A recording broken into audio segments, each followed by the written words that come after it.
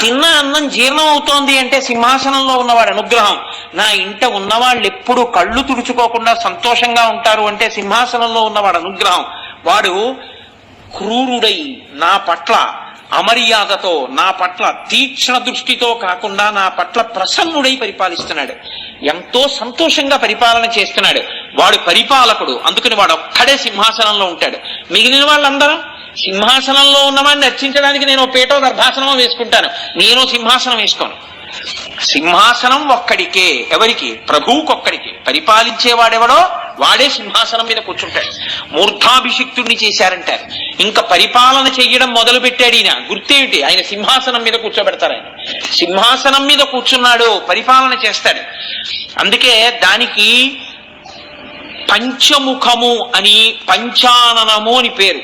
పంచాననము అంటే విశాలమైనటువంటి ముఖంతో ఉంటుంది. అది సింహము. సింహము పరిపాలన చేస్తుంది. సింహానికి పరిపాలనాంశ వేరొకరు ఇచ్చింది కాదు, తనంత తానుగా ఉంటుంది. అది సింహం పిల్లైనా సరే పరిపాలనాంశంతో ఉంటుంది. ఆ పరిపాలనాంశ కలిగినటువంటి, పుట్టుకతో పరిపాలనాంశ కలిగినటువంటి సింహం ఎటువంటిదో, ఆ సింహమును ఆసనముగా కలిగినటువంటి వాడు కూడా అలా పరిపాలనాంశ కలిగినటువంటి వాడే. అందుకే మనం చూడండి, మీరు పూజ మొదలెడితే దేంతో? ఏదున్నా లేకపోయినా పంచపాత్ర ఉండాలి కదండి. ఆచమనం చెయ్యాలిగా. పంచపాత్ర ఒకటి ఉంటే సంధ్యావందనం అయిపోతుంది. కాబట్టి పంచపాత్ర ఉంటుంది. పంచపాత్ర అంటే ఏ 5 ఉంటాయండి అందులో? పంచపాత్ర అంటే 5 ఉంటాయని పంచపాత్ర అనరు. దాని ముఖం సింహంలాగే విశాలంగా ఉంటుంది, మధ్యలో సన్నగా ఉండి లోపల సన్నగా ఉంటుంది. ముఖం మాత్రం విశాలంగా ఉంటుంది. లేకపోతే గ్లాస్ అంటారు దాన్ని. పంచపాత్ర పట్టుకెళ్ళాడంటారు. అంటే అది కూడా సింహమే. పంచ అన్న శబ్దంలోంచి తయారైంది పంచపాత్ర అన్నది. అందుకని ఉపాసన కూడా అక్కడే మొదలు. కాబట్టి సింహాసనము, ఈ సింహాసనం మీద కూర్చున్నవాడెవరో ఆయన పరిపాలకుడు. అమ్మవారు ఎక్కడ కూర్చునుంది? సింహాసనం మీద కూర్చునుంది. శ్రీమత్ సింహాసనేశ్వరి.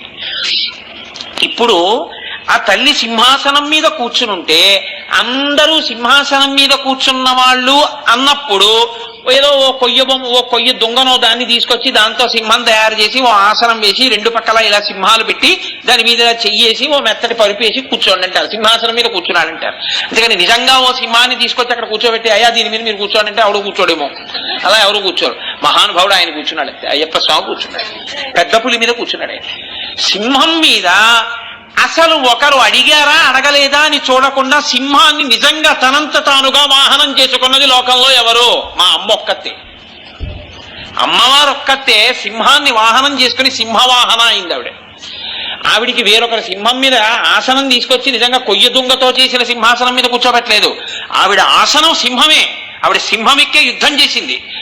సింహాసనం మీద యుద్ధం చేసినప్పుడే మహిషాసురుడి తరపున అంధకుడు వస్తే సింహం మాంసపు ముద్ద చేసి పంజాతో ఒక్క దెబ్బ కొట్టి మింగేసింది. అటువంటి సింహం మామూలు సింహం కాదు.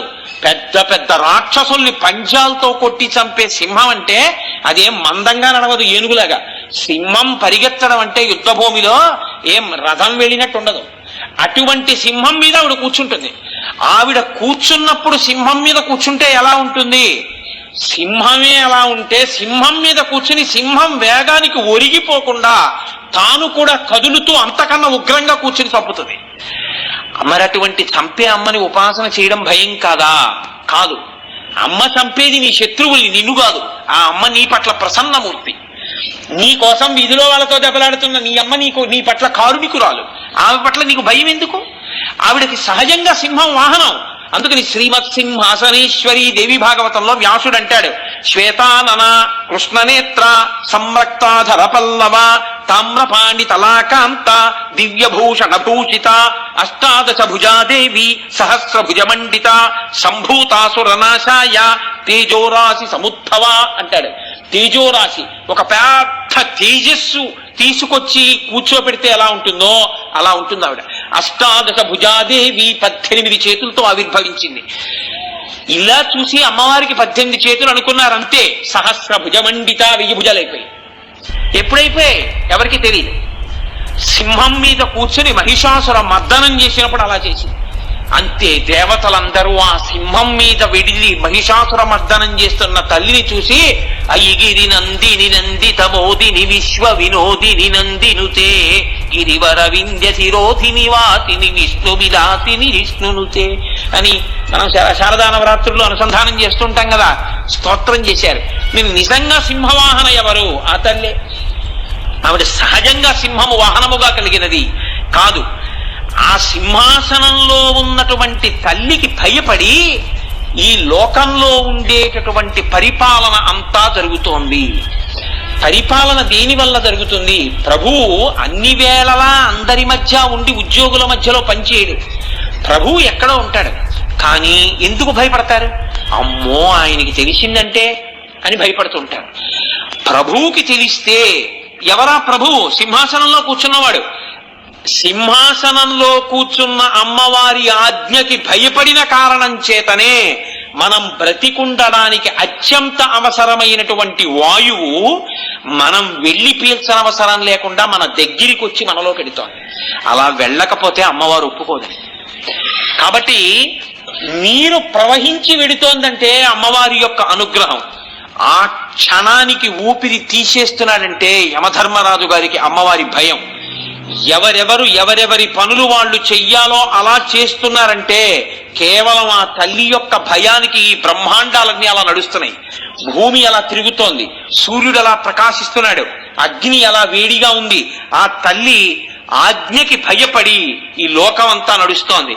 అలా కూర్చున్న తల్లి, అలా పరిపాలించిన తల్లి ఎవరో ఆవిడ సింహాసనంలో కూర్చుంది. కాబట్టి ఆవిడ శ్రీమత్ సింహాసనేశ్వరి కాదుట.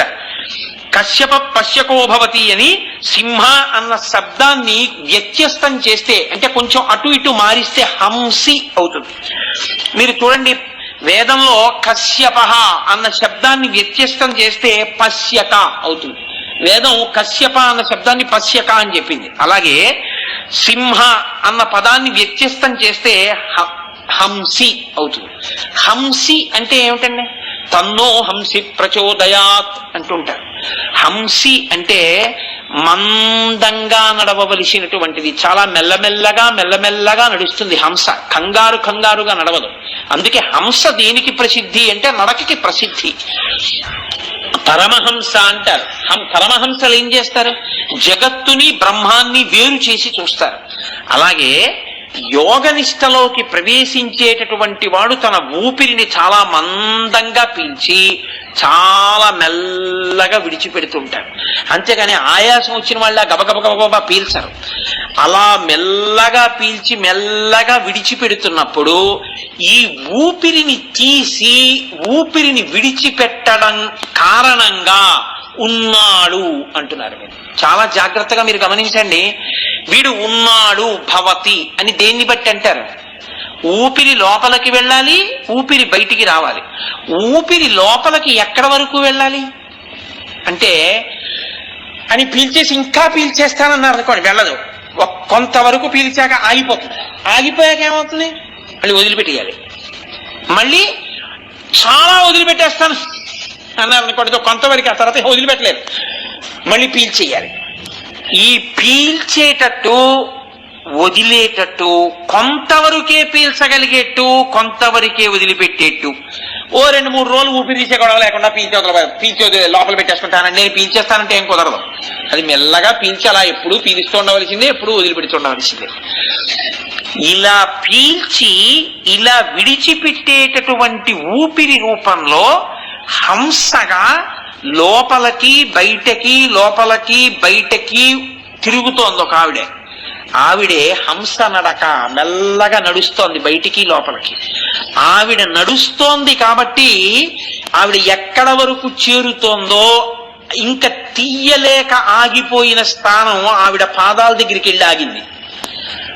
అది కలుషితం అయ్యాక అక్కడ ఉన్న మలినాల్ని పట్టుకున్న తర్వాత మళ్ళీ ఉంచడం కోసం ఆ ప్రాణిని ఆవిడ మళ్ళీ ఆ మలినములతో ఉన్నదాన్ని బయటికి వదిలిపెట్టిస్తోంది. మళ్ళీ మంచి గాలిని తీయిస్తోంది. ఇలా తీయించి విడిచిపెట్టి లోపల కూర్చుని హంసగమనంగా నడిపిస్తున్న తల్లి ఇక్కడ సింహాసనంలో కూర్చునుంది. ఆవిడ పాదముల వరకే వెడుతుంది, ఆవిడ దగ్గర నుంచే వస్తుంది. ఆవిడ సింహాసనంలోంచి లేచిపోయింది అనుకోండి, శివం శవం. ఇక తీయదు, ఇక వదలదు. తీసినది వదలదు, వదిలినది తీయదు. కాబట్టి ఎక్కడుంది ఇప్పుడు శ్రీమత్ సింహాసనేశ్వరి? ఇక్కడే ఉంది. కాబట్టి సింహాసనం ఎక్కడుంది? ఈ హృదయ గుహలోనే ఉంది. ఇక్కడుంది ఆవిడ దర్బార్.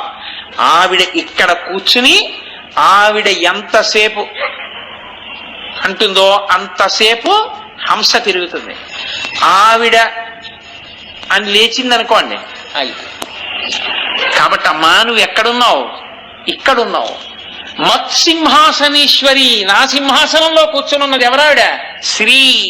ఆవిడ ఉండబట్టి శోభ, ఉన్నానని గుర్తు. కాబట్టి శ్రీ మత్సింహాసనేశ్వరి, ఇక్కడే ఉన్న శ్రీస్వరూపమై మంగళప్రదమై శోభనప్రదమై శుభప్రదమై ఇక్కడే ఉన్న తల్లి. నాకిప్పుడు మీరు ఒక్క మాట చెప్పండి. లలితా సహస్రనామం చదువుతూ శ్రీమాత శ్రీ మహారాజ్ఞి శ్రీమత్సింహాసనేశ్వరి అని పీల్చేటప్పటికి ఆవిడ ఎక్కడుంది? సాధారణంగా దీని తర్వాతే పీల్చాలి మీరు. అక్కడే ఉంది ఆవిడ. ఊపిరి ఎక్కడికి వెళుతోందో అక్కడే ఉంది. ఆ స్పృహ మీకు కలిగింది అనుకోండి, ఆగిపోదండి ఆ నామాలు చెప్పడం. ఓ ఇక్కడే శ్రీమత్సింహాసనేశ్వరి, అక్కడికే వెళుతోంది ఊపిరి, అక్కడి నుంచే వస్తోంది. ఆ రావడం వెళ్ళడం ఆవిడ అనుగ్రహంతో జరుగుతున్నాయి. హంస రూపంలో కదులుతోంది మెల్లగా. ఆ తల్లి ఇక్కడే ఉంది. ఆవిడ చరణ పద్మముల దగ్గరికే వెళ్ళొస్తోంది ఊపిరి అన్న భావన మీరు చెయ్యగానే తర్వాత నామం మీకు ఎలా గుర్తొస్తుంది? మనసు దాన్ని వదిలిపెట్టి లోపలికెళ్ళి ఈ దర్శనం మొదలెట్టింది, ఆగిపోయింది. అంటే నిజంగా లలితా సహస్రం వాడు చదివాడు. అందుకని లలితా సహస్రం అర్థమై చదవడం అంటే ఏంటి? అక్కడ దర్శనం పొందేశారు. లలితా సహస్రం ఏ నామం దగ్గర మీరు అనుభవించి ఆగిపోయారో అక్కడ మీ జన్మ ధన్యమైపోయింది. ఎప్పుడూ ఆగకుండా చక్కగా చదివేస్తున్నాను, ఎప్పటికీ మీరు రమించలేదని గుర్తు కదండి. కాబట్టి శ్రీమత్సింహాసనేశ్వరి ఇక్కడే ఉందా తల్లి? కాదు. దీనికి ఇంకొక అర్థం ఏమిటో తెలుసా అండి? శ్రీమత్సింహాసనేశ్వరి అంటే ఆ తల్లి ఉపనిషత్ అంది యత్ప్రయంత్యభిసంవిశంతి అంది. ఈ లోకములన్నీ ఎందులోంచి వచ్చాయో అందులోకే వెళ్ళిపోవాలి. మళ్ళీ నేను మీతో ఈ మధ్యనే ఇలా ఉంది, ఎప్పుడో మాట అన్నాను, ఈ సభలో అన్నాను, ఈ సభలో అన్నాను, సభ తర్వాత సభ, సభ తర్వాత సభ, ఊరి తర్వాత ఊరులో నేను ఎక్కడేం చెప్పానో నాకే గుర్తుండట్లేదు. జీవితం అనగా ఏమి? పంచభూతములలోంచి వచ్చి పంచభూతములలోకి వెళ్ళిపోవడానికి మధ్యలో ఉన్నటువంటి స్థితి. నటుడు అంటే ఏంటంటే, నటన అంటే ఏంటి? నటన అంటే రంగు వేసుకుని వేదిక మీద ఎక్కి ఆడిన కొంతకాలము, దాన్ని నటన అంటారు. అలాగే జీవితం అనగా ఏమి? ఈ పంచభూతములలోంచి పైకొచ్చి మళ్ళీ పంచభూతాల్లోకి వెళ్ళిపోవడానికి మధ్యలో ఉన్నటువంటి సంధి కాలానికి జీవితం అని పేరు. ఈ జీవితం అనేటటువంటిది ఏది ఉన్నదో ఆ జీవితమునందు మీరు ఇంద్రియములతో మనస్సుతో 3 అవస్థలతో ఉన్నారు. తర్వాత ఈ పంచభూతాలతో ఉన్న శరీరం ఏమవుతోంది? మళ్ళీ పంచభూతాల్లోకే వెళ్ళిపోతోంది. ఈ వెళ్ళిపోయేటట్టుగా చేసేటటువంటి ప్రక్రియ ఏది ఉందో అది సమస్త భూతములను, ఈ లోకంలో ఎన్నున్నాయో అన్నీ ఎక్కడికి వెడతాయి? ఈ పంచభూతాల్లోకే వెడతాయి. అది ఎంత గొప్ప శరీరమైనా కానివ్వండి, ఎక్కడికి వెడతాయి? ఆ పంచభూతాల్లోకే వెళ్ళిపోతాయి అంతే. ఈ పంచభూతాల్లోకి వెళ్ళిపోయేటట్టుగా చేసేటటువంటి శక్తి ఏది? ఆ శక్తినే యత్ప్రయంత్యభిసంవిశంతి, అలా వెళ్ళిపోయేటట్టుగా చేసిన శక్తిని సంహార ప్రక్రియ అంటారు. ఇది చాలా గమ్మత్తుగా ఉంటుంది. మనుష్యుడైతే తీసుకెళ్లి ఎక్కడో కలిపేస్తారు, ఎవరో ఒకళ్ళు తీసుకెళ్లిపోతారు. ఈ మధ్య ధూర్తులు బయలుదేరి 3 రోజులు అమ్మని కూడా తీసుకెళ్లకుండా ఇళ్లలో ఉంచిన వాళ్ళు పుట్టుకొస్తున్నారు అని తెలియం. కాబట్టి ఉండొచ్చు, ఎక్కడో ఒక్కడు ధూర్తుడు ఉండొచ్చు, దాని చేత 1 కోటి మంది మంచి వాళ్ళని తప్పు పట్టడానికి ఉండదు. మీరు చూడండి, లోకంలో పిపీలికాది పర్యంతంలో అనేక ప్రాణులు పుడుతున్నాయి, అనేక ప్రాణులు వెళ్ళిపోతున్నాయి. మరి ఈ ప్రాణులన్నింటికీ ఎవరు చేస్తున్నారు అంత్యేష్టి సంస్కారం? ఇప్పుడు ఒక ప్రాణి పంచభూతాల్లో కలిసిపోవడం అంటే కదలిక కదండి. అది కూడా మీరు కొంచెం జాగ్రత్తగా ఆలోచించండి. మీకు తేలికగా చెప్పారంటే ఒక కుక్క ఉందండి, కుక్క కదులుతోంది, ఉంది, కుక్క పడుకుంది, కదలిక లేదు కదండి. మరి బతికుందని గుర్తు ఏంటి? ఇక్కడే భగవాన్ రమణులు ఒక అత్యద్భుతమైన మాట అన్నారు. యజమాని పగటి పూటంతా తిరిగాడు, రాత్రి యజమాని తలుపులన్నీ వేసేశాడు, లైట్లన్నీ ఆర్పేశాడు. ఒక చిన్న లైట్ వెలుగుతోంది, అది యజమాని ఉన్నా వెలుగుతుంది, లేకపోయినా వెలుగుతుంది, ఆయన లైట్ నుంచి వెళ్ళిపోతూ ఉంటాడు ఎక్కడికన్నా వెడితే. ఒక లైట్ వెలుగుతోంది, తలుపులు వేసేసి ఉన్నాయి, ఎక్కడ అలికిడి లేదు, యజమాని గాఢ నిద్రపోతున్నాడు. కానీ ఇప్పుడు మీరు యజమాని ఇంట్లో లేడు కదా, యజమాని ఉన్నాడో లేడో తెలియని స్థితి, లేడనుకుని ఆ ఇంటి లోపలికి వెళ్ళారు. యజమాని నిద్రపోయినా నిద్రపోనిది ఒకటి ఉంది యజమానిని రక్షించుకోవడానికి, ఆ ఇంటి కుక్క. అది తిరుగుతూనే ఉంటుంది, ఇంట్లోకి బయటికి అరుగు మీదకి బయటికి తిరుగుతోంది. అది భౌ అనేది కదలిక లేకుండా ఉన్నాం మనం ఒకప్పుడు. ఇప్పుడు రాత్రి నిద్రపోతున్నప్పుడు కదలిక లేదు. కదలిక లేకుండా అయిపోయిందండి తీసుకెళ్ళిపోదాం అంటారేంటి? ఒక కదలిక ఉంది. ఇంటి కుక్క ఒకటి పైకి లోపలికి బయటికి లోపలికి బయటికి వెడుతోంది. హంసగా వెళ్ళిన ఆవిడే, మీరు హేయంగా చెప్పిన ఆవిడే కదులుతోంది. ఇది కదులుతున్నంతసేపు అలా ఏం తీసుకెళ్ళిపోరు, ఉన్నాడనే అంటారు ఇంకా కదండి. కానీ అది కూడా ఆగిపోయింది కుక్కకి. ఇప్పుడు కుక్క పూర్తిగా ఆగిపోయింది కదా, ఇప్పుడు కుక్క ఉన్నది అనడానికి ఏం లేదు. కానీ ఇప్పుడు ఈ కుక్క అనబడేటటువంటి నామరూపములు కలిగిన జీవి పంచభూతములలోకి వెళ్ళాలా వద్దా?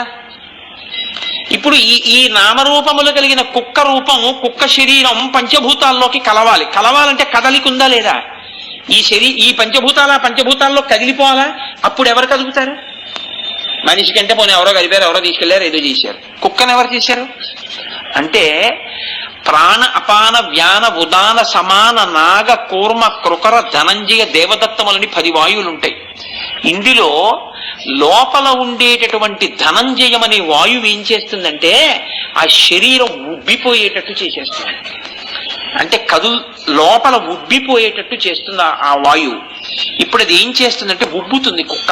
అందుకే చూడండి, ఒక కుక్కను పడేస్తారు, ఉబ్బిపోతుంది శరీరం, ఉబ్బిపోయి పగిలిపోతుంది. పగిలిపోయిన తర్వాత క్రిములు కీటకాలు అన్ని తినేస్తుంటాయి. క్రమక్రమంగా చర్మం శిథిలం అయిపోయి మట్టిలో కలిసిపోతుంది. ఇప్పుడు ఆ మొదట ఉబ్బిపోవడం అన్న కదలిక లేకపోతే అది పగలదు అసలు. కాబట్టి పంచభూతాలలోకి కలిపేసే శక్తి ఎప్పుడూ తిరుగుతూనే ఉంది అన్ని ప్రాణుల యందు. అది ఆ కదలిక ఏదుందో అది సంహార ప్రక్రియ. దాని గురించి భయపడిపోయి ఆలోచించవలసిన అవసరం లేదు అని చెప్పింది శాస్త్రం. ఎందుకో తెలుసా అండి? దీన్ని మోక్ష సాధనంగా మీరు ఆలోచిస్తే ఈశ్వరుణ్ణి చేరిపోవడమే మనిషి జీవితంలో ఉండేటటువంటి ప్రధాన ప్రయోజనం. మనిషిగా పుట్టినవాడు ఏం చెయ్యాలి అంటే భగవంతుల్లో కలవాలి. భగవంతుల్లో ఎన్ని జన్మలెత్తినా కలవకుండా భోగం భోగం భోగం భోగం అంటూ ఉండిపోయాడు అనుకోండి, ఇలాంటి వాళ్ళందరినీ తనలో కలుపుకోవాలి అమ్మవారు ఎప్పుడో ఒకప్పుడు. ఇక వాడు కలవడం. ప్రభుత్వం ఏం చేస్తుందంటే వీడి జన్మలో వీడు పాస్ అవడం, 12 మార్లు 10వ తరగతి పరీక్ష రాసిన వాడిని పాస్ చేయించున్నాము అంటుంది. వాడు పాస్ అయిపోతాడు. లేకపోతే ఈసారి లెక్కల పరీక్షలో 15 మార్కులు వచ్చిన వారికి 20 మార్కులు మోడరేషన్ ఇచ్చి పాస్ చేస్తున్నాం అంటాడు. అంటే వాడు తెచ్చుకోలేదు, గవర్నమెంట్ పాస్ చేసేసింది మరి. ఇప్పుడు వాడు పాస్ అయ్యాడా, ఇంకోళ్ళు పాస్ చేసేసారా? పాస్ చేసేసారు. అలాగా వాడంతట వాడికి ప్రమోషన్ తెచ్చుకోవడానికి కావలసిన నైపుణ్యం లేదు, కానీ వాడికి సీనియారిటీ వచ్చేసింది, వయసు వచ్చేసిందని ప్రమోషన్ ఇచ్చేశారు. ఇప్పుడు వాడికి వచ్చేది లేదు, వాడు తెచ్చేసుకున్నాడు కాలగతిలో. అలా సీనియారిటీ కమ్ సూటబిలిటీ అన్న సీనియారిటీతో ఇచ్చేస్తుంటారు కదండి. అలా అంటే నేను ఎవరిని విమర్శించట్లేదు, అదొక విధి విధానం ఎవరో పెట్టుకున్నారు పెద్దలు, వాళ్ళ బుద్ధిలో ఏం పెద్ద పెద్ద ఆలోచనలు ఉన్నాయో. కాబట్టి హింస అన్న శబ్దానికి అర్థం ఏంటంటే, సింహ అన్న శబ్దం హింసించునది అని ఒక అర్థం సింహ శబ్దానికి. హింసించునది అంటే ప్రళయకాలంలో తనని పొందలేకుండా ఉండిపోయినటువంటి జీవుల్ని అమ్మవారు ఏం చేస్తుందంటే, ఇక వీడు నన్ను పొందడం అన్నది కుదరదు, వీడికి అసలు ఏ ఉపాసన లేదు, వీడు ఎన్ని జన్మలెత్తినా ఇలాగే ఉంటున్నాడు, కాబట్టి వీడు నన్ను పొందడం కాదు, నేనే వీడిని పొందేస్తాను, గొడవ వదిలిపోతున్నట్టు. అంటే ప్రభుత్వమే వీడిని పాస్ చేసేసినట్టు. ఏం చేస్తుంది? ఇలాంటి వాళ్ళందరూ నల్లపూసల్లా పడుంటే అమ్మవారు ఏం చేస్తుందంటే ఓ మైనపు ముద్దలా దొల్లుతుంది వీళ్ళ మధ్యలో. ఇప్పుడు నల్లపూసలు మైనపు ముద్ద కంటుకున్నాయా? మైనపు ముద్ద వచ్చి నల్లపూసలను అంటించుకుందా? మైనపు ముద్ద అంటించుకుంది, అమ్మవారే పొందేసింది. అదే సింహాసనేశ్వరి అంటే అమ్మవారే పొందినది, హింసించున్నది అని మీరు అర్థం చెప్పారనుకోండి, అప్పుడు దాని వ్యగ్రత కనపడుతుంది. అందులో కాదు, అందులో కారుణ్య దర్శనం చేయాలి. అమ్మ అంటే దయ, అమ్మ అంటే కారుణ్యం. అందుకని అమ్మ చేసేటటువంటి సంహార ప్రక్రియ యందు అమ్మ పొందడంలో జీవుల్ని అనుగ్రహించి వాళ్ళని తనలోకి కలిపేసుకుని మోక్షమిస్తోంది తప్ప అమ్మవారు హింసించడం ప్రధానంగా ఉన్నది కాదు. కాబట్టి ఎంతటి దయాశాలి అంటే మనం పొందలేకపోతే ఆవిడే ఆఖరికి మనని తనలో కలిపేసుకోగలిగినంత ఔదార్యమూర్తి. ఈ మాట చెప్పడమే శ్రీమత్ సింహాసనేశ్వరి. ఇటువంటి శ్రీమత్ సింహాసనేశ్వరి అయినటువంటి తల్లిని 5 సింహాసనం అని చెప్తే ఈ 5 శాక్తేయ ప్రణవములు అన్నారు. ఇది మంత్రశాస్త్ర రీత్యా మీకు అక్కడక్కడా నేను చూపిస్తాను అన్నాను. శ్రీం హ్రీం క్లీం ఐం సౌహ్ అనేటటువంటి 5 బీజాక్షరాల్ని సింహాసనంగా చేసుకుని అమ్మవారు కూర్చుంటుంది. కాబట్టి శ్రీమత్ సింహాసనేశ్వరి, 4 దిక్కులు మధ్యలో కూర్చున్న అమ్మ, అదే ఆవిడ సింహాసనం. తూర్పు, పశ్చిమం, ఉత్తరం, దక్షిణం, ఈ 4 దిక్కులు మధ్యలో ఆవిడ కూర్చున్న ప్రదేశం, ఇదంతా కలిపి ఆవిడ సింహాసనం. కాబట్టి ఇప్పుడు ఆవిడ సింహాసనం ఎంతది, అంతటా నిండిపోయి ఉంటుంది. అలాగే పంచభూతాల మీద ఆవిడ అధివసించి ఉంటుంది. అవే ఈ పంచభూతములుగా మనం ఏం చెప్తామో అటువంటి పృథివీ ఆపస్తేజో వాయు ఆకాశములు, ఈ 5 అమ్మవారి సింహాసనంగా ఉండి దాని మీద ఉంటుంది. పంచముఖములు కలిగినటువంటి సజ్జోజాత అఘోర తత్పురుష వామదేవ ఈశానములనేటటువంటి 5 ముఖములతో 5 క్రియలు చేసేటటువంటి తత్వాన్ని అధిరోహించి ఉంటుంది. పంచప్రేతాసనాసీనయై బ్రహ్మ విష్ణు రుద్ర ఈశ్వర సదాశివులనేటటువంటి 4 కోళ్లు ఒక తల్పం ఉన్న సింహాసనం మీద కూర్చుంటుంది. ఇన్ని రకాలుగా ఆవిడ శ్రీమత్ సింహాసనేశ్వరి